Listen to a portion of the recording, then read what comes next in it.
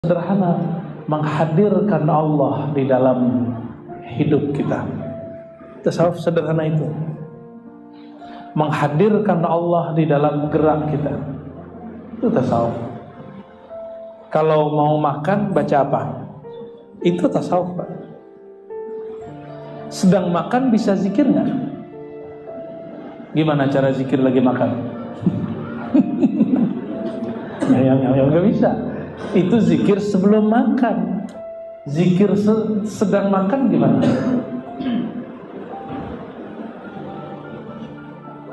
Nah, disitulah kemudian ulama kita mulai bertanya-tanya dalam pikirannya, yang sebenarnya berzikir itu siapa? Apakah hanya lisan? Atau lisan ini hanya terjemah? Dibukalah kitab, dibukalah Al-Quran, ketemulah surat Ar-Ra'd ayatnya. Barangkali para asatis di sini sudah banyak yang hafal. Ala bidzikrillahi tatma'innul qulub, surat Ar-Ra'd ayat 28. Ketahuilah hanya dengan menyebut nama Allah, zikrullah, hati menjadi tenang. Berarti yang berzikir siapa? Hati yang berzikir. Idza dzukirallah wajilat qulubuhum. Jika disebut nama Allah, di mana menyebutnya? Di dalam hati.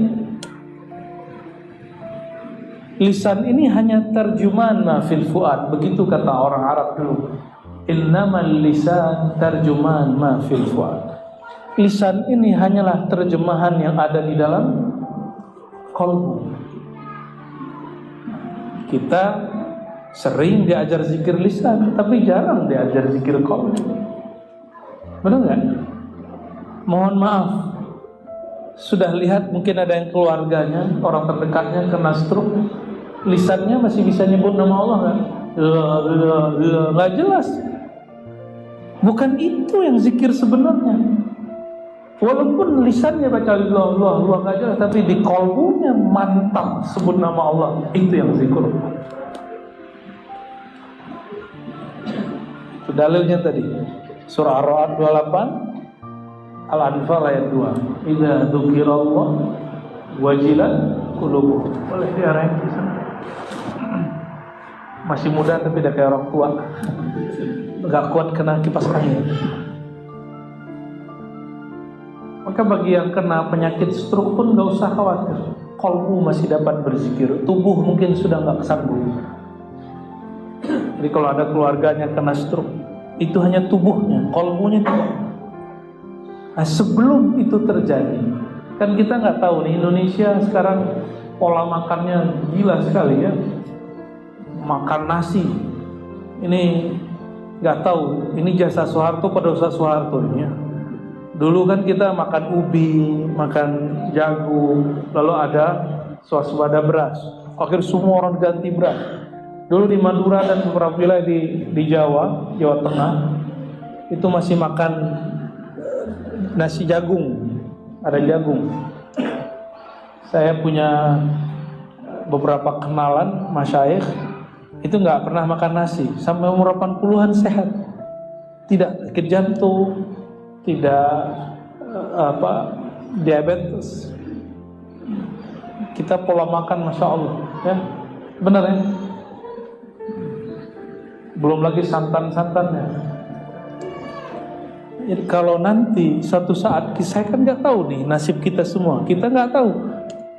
Siapa tahu di antara bapak ini yang hadir ini dapat musibah stroke. Qalbunya belum belajar zikir, sengsaranya lahir dan batin. Maka sebelum itu datang, qalbunya harus terlatih menyebut nama Allah Subhanahu wa ta'ala. Sehingga ketika tubuh ini tidak sanggup menyebut nama Allah, lisan keluh sebut nama Allah, qalbu masih kuat sebut Allah. Ditanya Imam Asy-Syibli, murid Imam Junaid, dia punya kawannya dituduh nyeleneh, namanya Hallaj. Hallaj digantung, dia tidak, dia selamat. Imam Asy-Syibli ini ketika dia sakit keras, dia ketika sakaratul maut membaca Allah, Allah, Allah. Itu yang dia baca. Apa kata muridnya? Ya Syekh, qul la ilaha illallah. Syekh, ente kan ajarkan kita kalau sakarat baca la ilaha. Tapi ternyata beliau berubah. Apa kata beliau? Wahai muridku, aku sudah dengan yang punya nama, maka tidak perlu lagi menafikan selainnya.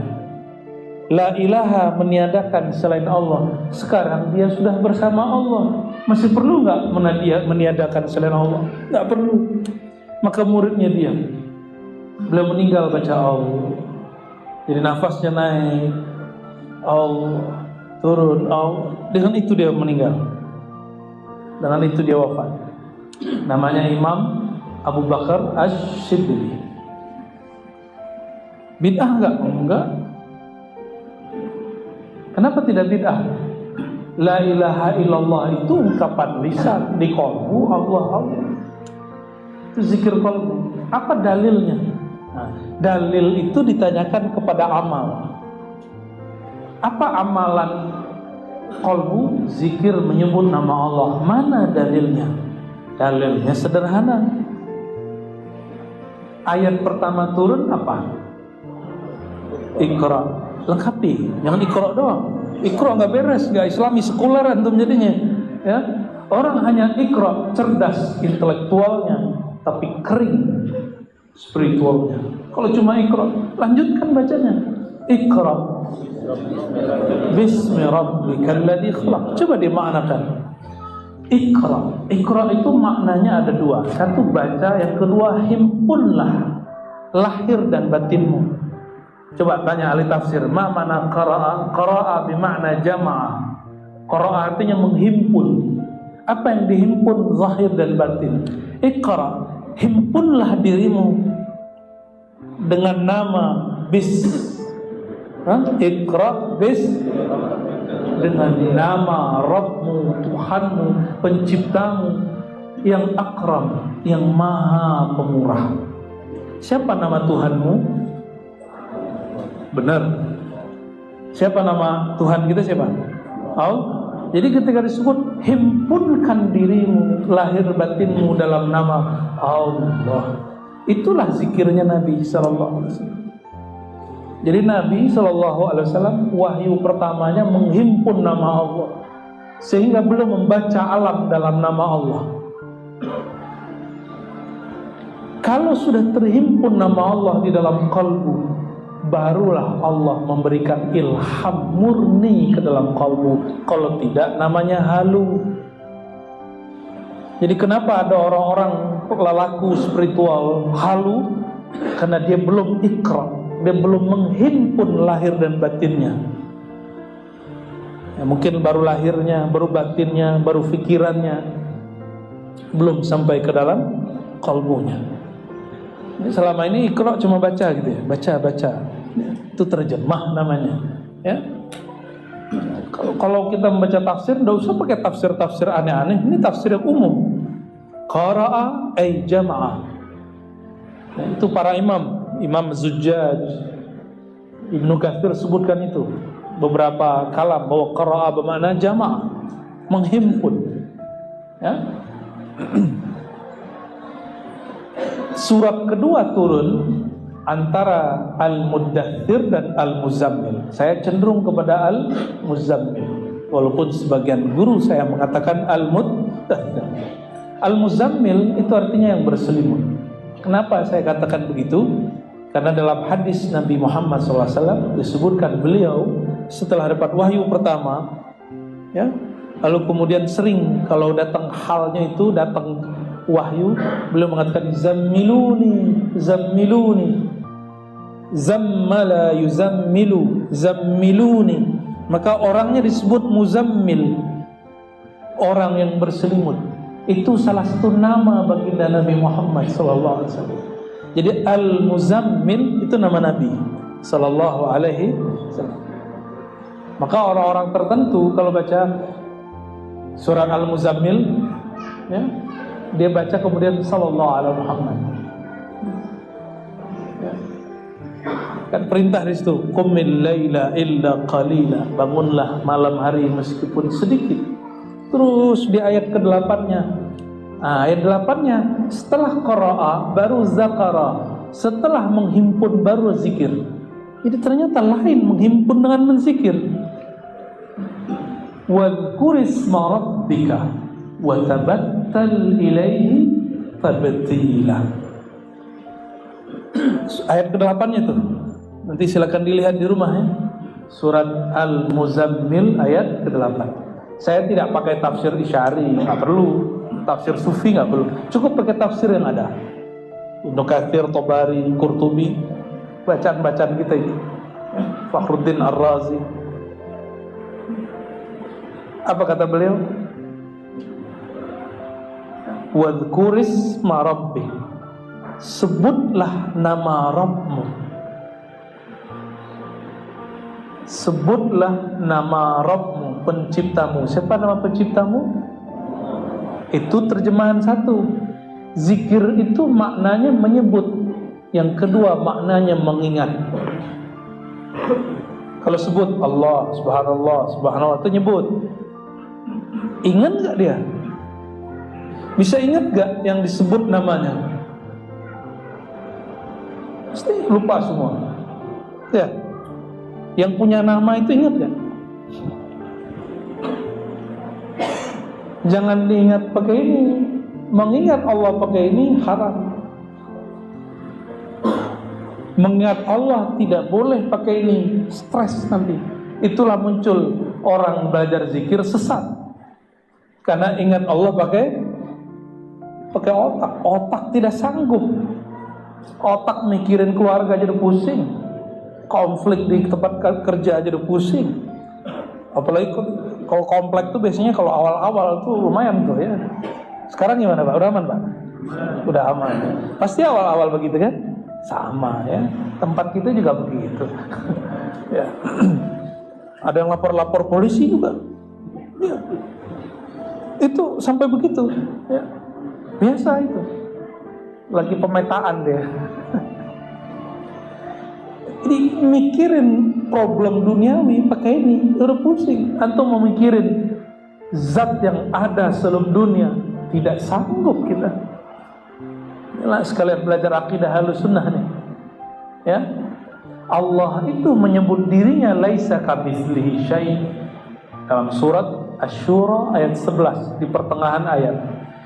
Tidak ada yang serupa dengannya sesuatu pun. Sedangkan akal ini, otak ini, dia punya rumus, hanya mampu memikirkan sesuatu yang ada bandingannya. Allah ada bandingannya enggak? Ada analognya. Allah bisa dianalogkan? Tidak bisa. Lam yakun lahu kufuwan ahad. Tidak ada baginya tandingan yang setara. Semua sifat nama Allah itu Allah pantulkan dalam seorang diri namanya Sayyidina Muhammad SAW. Jangankan kepada Allah, mirip dengan pantulannya pun gak ada. Pantulan itu bahasa Arabnya tajalli. Allah bertajalli. Ini baru kajian tasawufnya. Allah itu supaya dikenal, maka Allah memantulkan semua sifat dan namanya dalam diri sang baginda Nabi Muhammad sallallahu alaihi wasallam. Makanya Nabi Muhammad sallallahu alaihi wasallam disebut Ar-Rahim, wa bil mu'minina raufur. Itu sifat nama Allah, tapi disebut sebagai nama baginda Nabi Muhammad sallallahu alaihi wasallam. Itu dahsyat beliau. Nama Allah jadi namanya. Itu cuma Nabi Muhammad SAW. Nabi-nabi yang lain enggak. Hanya Nabi Muhammad yang disebut Rahim, disebut Rahum. Nabi yang lain tidak. Nabi yang lain yang paling tinggi Nabi Ibrahim, Nabi Nuh, Nabi Musa, Nabi Isa. Nabi Nuh disebut di Quran abdan syakura, hamba yang bersyukur. Tidak sampai rahimah. Kenapa? Dia masih mendoakan umatnya hancur binasa. Ini baru ngurusin masyarakat sedikit sudah main kutuk-kutuk kan kita. maka kita ini belum layak disebut rahim. Rasulullah SAW dilempar, dilukai. Itu kan mirip seperti hari ini. Beliau itu lengkap, dibully secara verbal iya, disakiti secara zahir iya, disinggung batinnya iya. Lengkap Nabi. Maka antum yang ingin mengikuti jalan kenabian mesti mengalami dua itu. Ya. Minimal badannya sakit-sakitan karena dibully ya. Dibully di komplek aja bisa sakit loh orang. Ya. Dibully di grup RW, RT aja bisa gak muncul-muncul ke masjid sebulan. Bisa langsung sakit badannya. Allahumma sholli ala sayyidina. Gimana mau ngurus negara? Ngurus komplek aja gak beres. Nyalek, ya salam. Gak ngaca ya, tapi karena jadi pemimpin itu sekarang gampang ya.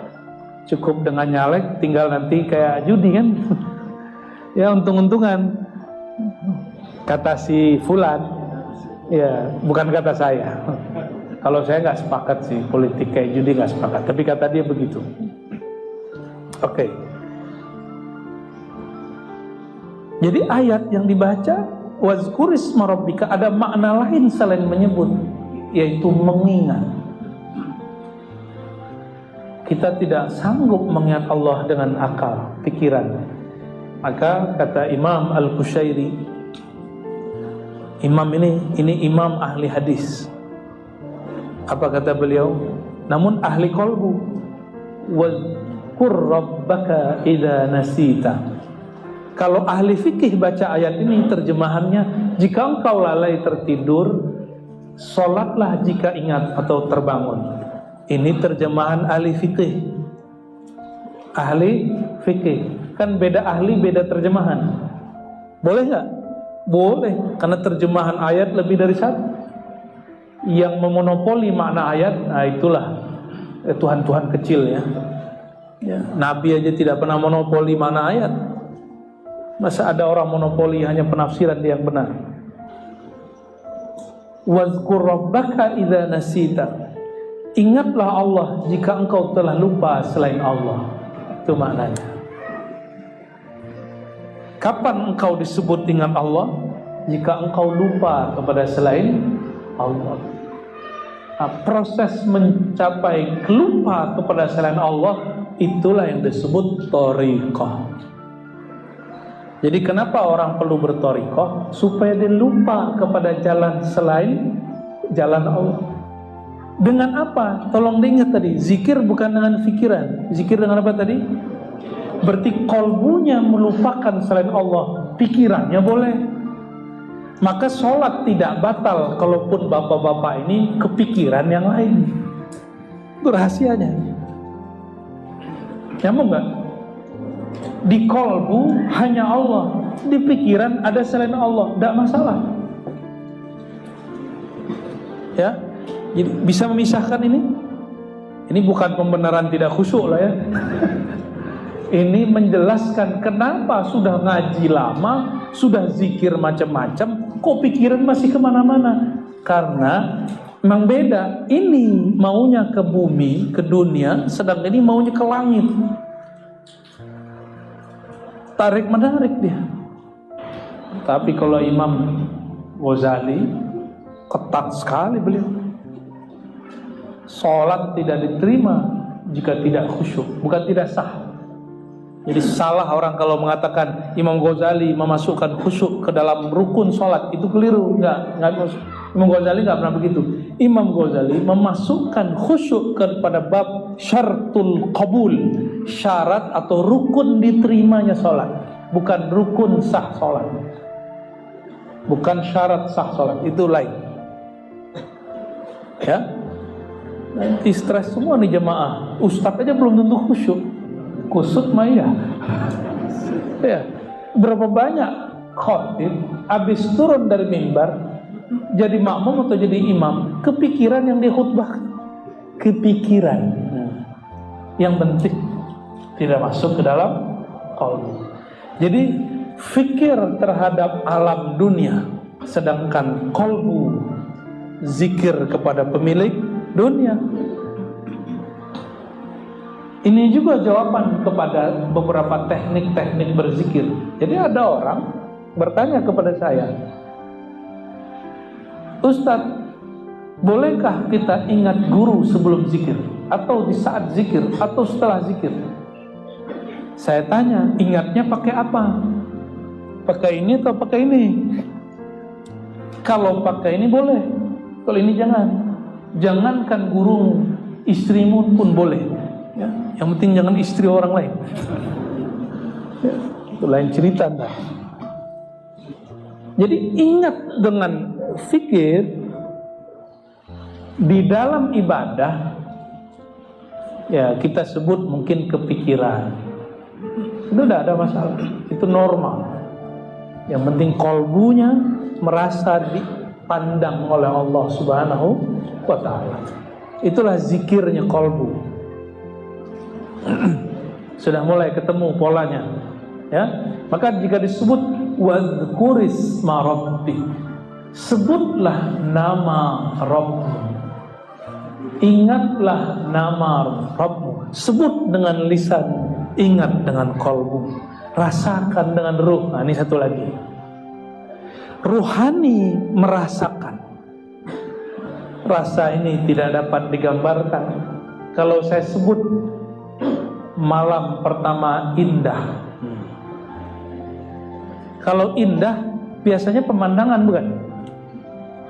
Jadi ibarat itu akan menjebak rasa.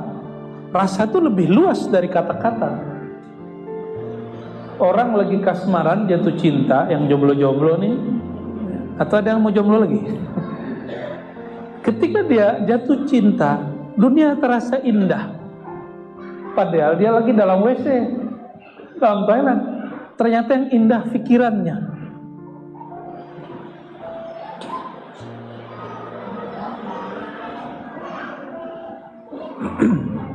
Maka zikir ini ada 3 tingkatannya. Ayat tadi, zikir menyebut dengan lisan, munafik juga bisa. Handphone lebih dahsyat. YouTube kita itu puterlah, ada zikir subhanallah wa bihamdi surah azim 1 jam non-stop. Ada nggak? Ya, zikir lafaz Allah Allah Allah 1 jam non-stop, nggak capek dia. Ya, sholawat hadiah, sholawat tafrijiyah, macam-macam. Ada sholat hadiah 3 jam. Nggak pernah capek di YouTube. Paling habis apa? Datanya habis. Itulah bedanya. Data bisa habis kalau handphone. Tapi kalau handphone nyambung dengan wifi, habis nggak dia? Tinggal wifi-nya setor ya. Bayar tiap bulan. Bener? Paham? Ini cuma ilustrasi. Kalau smart kolbu ini sama dengan smartphone, bisa kehabisan data deh. Paham nggak maksudnya? Kehabisan kondisi. Maka kita butuh bergabung, bergaul, berkelompok dengan orang-orang sesama ahli zikir. Disebut majelis zikir.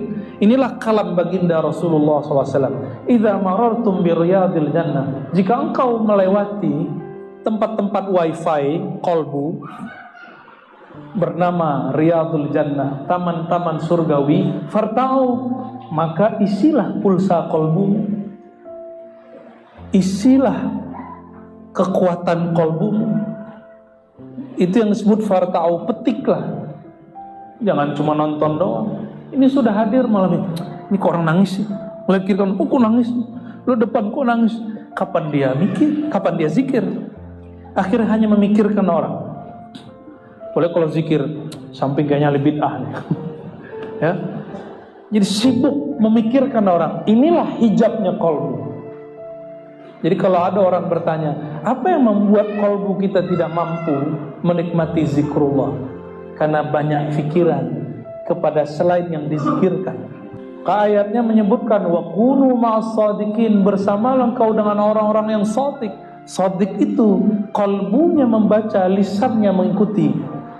Tapi orang awam dibalik, lisannya dulu baca, baru dihantarkan